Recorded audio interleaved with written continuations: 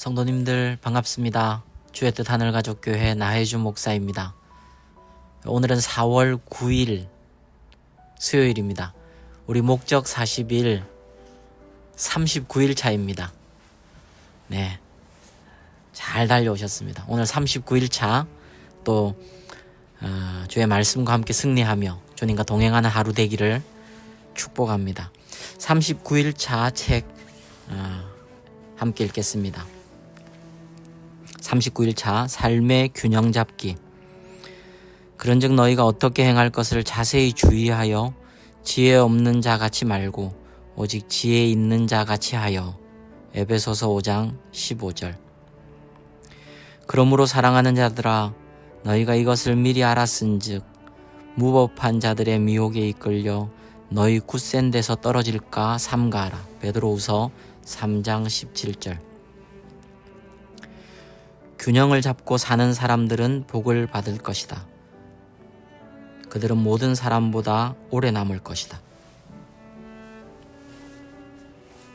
하계 올림픽 경기 종목 중에 5종 경기가 있다. 사격, 펜싱, 승마, 육상, 그리고 수영의 5종목으로 이루어진다. 5종 경기 선수들은 한 종목만이 아니라 5종목 모두를 잘해야 우승할 수 있다.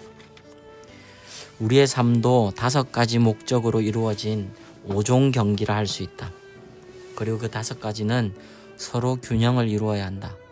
사도행전 2장에 등장하는 크리스찬들이 그 목적들을 실천했고, 에베소서 4장에서 바울이 설명했으며 요한복음 17장에서 예수님이 직접 보여주셨다.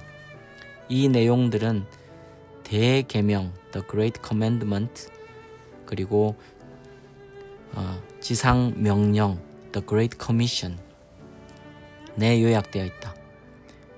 이 두 명령은 이 책의 내용, 즉 우리의 삶에 대한 하나님의 목적을 요약해준다. 그러니까 저자는 성경에서 가장 중요하게 강조하신 지상 대계명, 하나님 사랑, 이웃 사랑, 그리고 지상 대명령, The Great Commission, 사도행전 1장 8절에 나오는 그 가장 큰 계명과 가장 큰 명령, 이 두 가지가 5가지 목적에 고스란히 있다는 거죠. 첫 번째, 마음을 다해 하나님을 사랑하라. 우리는 하나님의 기쁨을 위해 지원받았고, 그래서 우리의 목적은 예배를 통해 하나님을 사랑하는 것이다. 두 번째는 내 이웃을 내 몸과 같이 사랑하라. 우리는 섬김을 위해 지원받았고, 그래서 우리의 목적인 사역, 미니스트리를 통해서 다른 사람들에게 사랑을 보여주는 것이다. 세 번째, 가서 모든 족속으로 제자를 삼아라. 우리는 사명을 가지고 태어났고, 그래서 우리의 목적은 전도, 이벤젤리즘, 또 사명, 미션을 통해 하나님의 메시지를 나누는 것이다. 네 번째, 아버지와 아들과 성령의 이름으로 세례를 주라. 우리는 하나님의 가족이 되었고, 그래서 우리의 목적은 교제, 펠로십, 코이노니아를 통해 그분의 교회와 하나 되는 것이다. 다섯 번째, 내가 너희에게 분부한 모든 것을 가르쳐 지키게 하라. 우리는 그리스도를 닮아가도록 지음받았고, 그래서 우리의 목적은 제자도, discipleship, 혹은 성화, sanctification을 통해 성숙하게 성장하는 것이다. 지상 대계명과 지상 대명령에 대해 온 마음을 다해 헌신할 때 우리는 위대한 크리스찬, 월드 크리스찬이 될 것이다. 이 5가지 목적 사이에서 균형을 잡는 것은 쉽지가 않다. 우리는 우리가 가장 열정을 품고 있는 것들은 지나치게 강조하고, 나머지는 간과하는 경향이 있다. 교회도 마찬가지다. 하지만 우리는 맡은 바 책임을 위해 소그룹에 참여하고, 우리의 영적인 건강을 정기적으로 점검하며, 또한 우리의 발전 과정을 일기에 기록하고, 우리가 배운 것을 다른 사람에게 전함으로써 삶의 균형을 유지할 수 있다. 이 4가지 간단한 활동은 목적이 이끄는 삶을 위해 중요한 것들이다. 만일 진심으로 올바른 삶을 살기 원한다면 우리는 이 4가지 습관을 키워가야 한다. 그래야 균형을 건강하게 가질 수 있다는 거죠. 첫 번째, 영적인 동역자나 소그룹에게 이야기하라. 목적이 이끄는 삶의 원칙들을 내면화하는 가장 좋은 방법은 그룹 사람들과 그것에 대해 이야기를 하는 것이다. 성경은 이렇게 말한다. 철이 철을 날카롭게 하는 것 같이 사람이 그 친구의 얼굴을 빛나게 하느니라. 잠언 27장 17절 말씀. 우리는 공동체 속에서 가장 효과적으로 배운다. 대화를 통해 우리의 마음은 더 많이 다듬어지고 우리의 헌신도 더 깊어진다. 나는 당신에게 소그룹에 참여해서 이 책의 내용들을 함께 검토해 보기를 권한다. 각 장의 의미와 적용 사항들에 대해 이야기를 나누라. 그래서 이제는 어떻게 하지? So what? 과 같은 질문을 던지라. 나와 가족과 교회에게 무슨 의미가 있는가? 나는 그것에 대해 어떻게 해야 하는가? 바울은 이렇게 말했다. 너희는 내게 배우고 받고 듣고 본 바를 행하라. 빌립보서 4장 9절. 소그룹에서는 이 책을 읽는 것만으로는 얻을 수 없는 또 다른 유익이 있다. 배우고 있는 것들에 대해 서로 피드백을 주고받을 수 있다. 또한 실제적인 삶의 예들을 가지고 토론할 수 있다. 그리고 이 목적들에 따라 살기 시작하면서 서로를 위해 기도하고 격려하며 지지해 줄 수 있다. 우리는 따로가 아닌 함께 성장하도록 되어 있다는 사실을 기억하라. 성경은 이렇게 말한다. 그러므로 피차 권면하고 피차 덕을 세우기를 너희가 하는 것 같이 하라. 데살로니가전서 5장 11절. 이 책을 그룹 내에서 함께 읽은 후에 또 다른 그룹이나 반을 위한 목적이 이끄는 삶에 관한 공부를 생각해 볼 수도 있다. 난 또한 개인적으로 성경 공부할 것을 권한다. 나는 당신이 각 문맥에 대해 공부할 수 있도록 이 책에서 사용된 많은 구절들의 출처를 밝혀놓았다. 이 책에서 왜 그렇게 다양한 번역 성경을 사용해 놓았는지도 부록 3에 설명해 놓았다.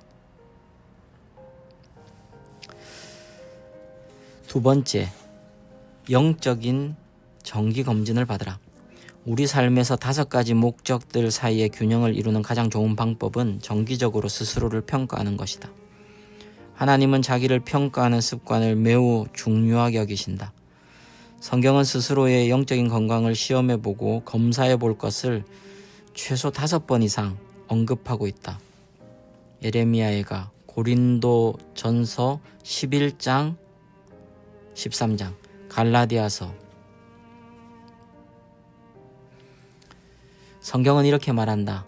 너희가 믿음에 있는가 너희 자신을 시험하고 너희 자신을 확증하라. 예수 그리스도께서 너희 안에 계신 줄을 너희가 스스로 알지 못하느냐. 그렇지 않으면 너희가 버리운 자니라. 고린도후서 13장 5절. 몸의 건강을 유지하기 위해서 우리는 의사에게 가서 정기검진을 받는다. 의사는 혈압, 체온, 몸무게와 같은 중요한 사항들을 평가할 수 있다. 마찬가지로 우리의 영적 건강을 위해서는 정기적으로 5가지의 중요한 징후들, 즉 예배, 교제, 인격의 성장, 사역, 그리고 전도와 선교에 대해 검사해야 한다. 예레미야는 이렇게 충고했다. 우리가 스스로 행위를 조사하고 여호와께로 돌아가자. 예레미야가 3장 40절. 이렇게 정기적으로 스스로 점검하는 데는 시간을 점검해 보는 것, 내가 투자하는 시간을 점검해 보는 것이 또 좋은 그런 방법이 될 것입니다. 예, 영적인 정기검진을 받으라. 세 번째, 자신의 발전 과정을 일기에 적으라. 이 내용도 앞에서 한 2-3번 이렇게 강조를 했던 거거든요. 요거만이라도 한번 시작해 보면 큰 유익이 있을 것이다. 저는 그렇게 생각합니다. 자신의 발전 과정을 일기에 적으라. 하나님이 우리 삶에 대해 가지고 계신 목적을 수행하는 과정을 강화시키는 가장 좋은 방법은 신앙 일기를 쓰는 것이다. 그것은 사건을 적는 것이 아니라 잊고 싶지 않은 삶의 교훈들을 적어 놓는 것이다. 우리는 기록해 놓은 것을 기억한다. 글로 적어 보는 것은 하나님이 우리 삶을 통해 무엇을 하시는지 명확하게 알 수 있도록 도와준다. 도슨 트로트만은 생각들이 손끝을 거치면 서로 엉켜있던 것이 풀린다고 말했다. 성경은 이렇게 말한다. 모세가 여호와의 명대로 그 노정을 따라 그 진행한 것을 기록하였으니 민수기 33장 2절. 모세가 하나님의 명령에 따라 순종하고 이스라엘의 영적인 여정을 모두 기록해 놓은 것이 기쁘지 않은가? 만일 그가 게을렀다면 우리는 출애굽에서 얻는 강력한 삶의 교훈을 배우지 못했을 것이다. 우리의 신앙 여정이 모세의 것만큼 널리 읽히지는 않겠지만 우리의 여정도 그만큼 중요하다. NIV 성경에는 모세는 그들이 걸어간 여정의 단계들을 기록했다고 되어 있다. 우리의 삶은 여행이다. 그리고 여행에는 당연히 일기가 있어야 한다. 목적이 이끄는 삶을 살 때에 그 여정의 각 단계에 대한 신앙의 일기를 꼭 쓰기 바란다. 좋은 것들만 쓰려고 하지 말라. 다윗처럼 의심, 두려움, 그리고 하나님과의 싸움까지도 모두 적으라. 가장 위대한 교훈은 고통에서 나온다. 그리고 하나님은 우리의 눈물을 모두 기록해 놓으신다고 성경은 말한다. 시편 56편 8절. 문제에 부딪힐 때마다 하나님이 우리 삶의 5가지 목적을 이루시기 위해 그 문제를 사용하실 것임을 기억하라. 문제 때문에 우리는 하나님께 집중하게 되고 다른 사람들과 더 깊은 교제를 갖게 되며 그리스도를 닮은 성품을 쌓게 되고 사역을 갖게 되며 간증거리를 갖게 된다. 모든 문제에는 목적이 있다. 고통스러운 경험 가운데서 시편 기자는 이렇게 적었다. 미래의 세대들을 위해 이 일을 기록해 놓아 새로운 백성들이 여호와를 찬양하게 합시다. 시편 102편 18절 쉬운 성경. 우리는 이 땅에서 하나님이 당신의 목적을 이루도록 우리를 어떻게 도우셨는지에 대한 간증을 보존해서 다음 세대에게 전수해야 할 책임이 있다. 이것은 우리가 천국에 간 후에도 계속 이야기해 줄 증거물이 되는 것이다. 네 번째, 첫 번째는 영적인 동역자나 소그룹에게 이야기하라. 균형을 잡으려면. 그리고 두 번째, 영적인 정기 검진을 받으라. 세 번째, 자신의 발전 과정을 일기에 적으라. 네 번째, 아는 것을 다른 사람에게 전달하라. 계속 성장하기를 원한다면 더 많이 배울 수 있는 가장 좋은 방법은 이미 배운 것들을 전달하는 것이다. 잠언은 이렇게 말한다. 구제를 좋아하는 자는 풍족하여질 것이요 남을 윤택하게 하는 자는 윤택하여지리라. 잠언 11장 25절. 그 통찰들을 전달하는 사람은 하나님께로부터 더 많은 것을 얻는다. 이제 우리의 삶의 목적을 이해했으니 우리가 할 일은 다른 사람들에게 그 메시지를 전해주는 것이다. 하나님은 우리를 당신의 전령으로 부르셨다. 바울은 말했다. 또 네가 많은 증인 앞에서 내게 들은 바 충성된 사람들에게 부탁하라.